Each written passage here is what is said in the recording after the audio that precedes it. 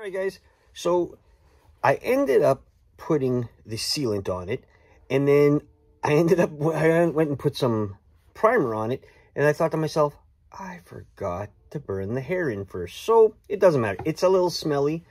I'm just using a normal razor tip, I guess, with the razor tip, I guess, obviously.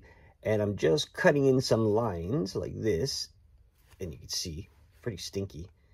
The one hardest part is because this is where the crazy glue and baking soda is, so it's not giving me very much lines, very easy. It's like it'll burn through it, but you know what? It's the bottom.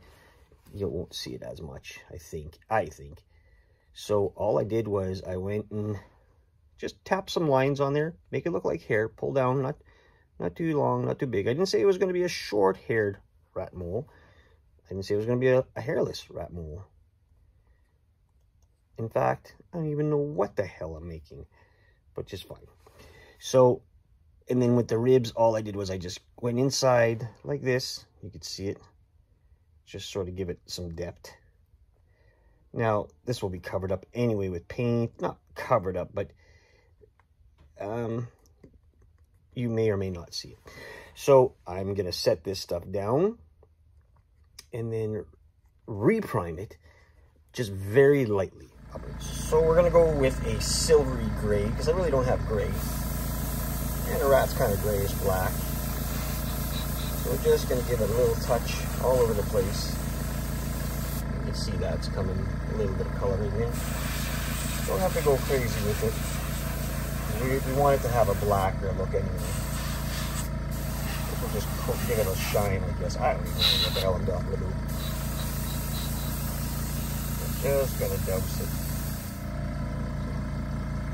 And then we're gonna take our black and add it to the paint, because it doesn't matter. Just a couple of drops, you don't need much. Get it in there, and stir it up.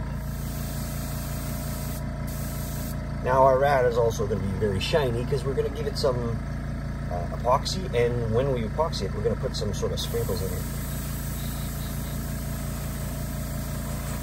Just so the fish knows.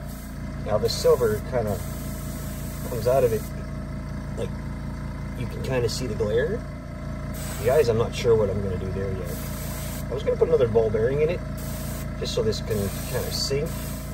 So here we go.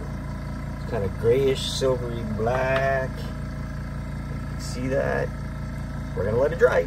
Hold on. Hey guys, so I painted off camera because there's fucking like 3 million flies in here.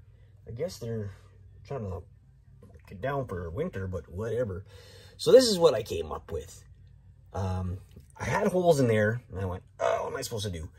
I ended up putting a couple pellets in there, a little piece of wood on both sides, and then I just epoxied it, and then I painted it. It's going to be ugly. So now it's just going to dry, and then we're going to put our epoxy and our flakes. We got this kind of stuff. Like, we're all on a budget here, guys. This is nothing professional. I don't buy from big stores or nothing like that. I just do what I got to do, and if it looks good, great. If it doesn't, hey, great too.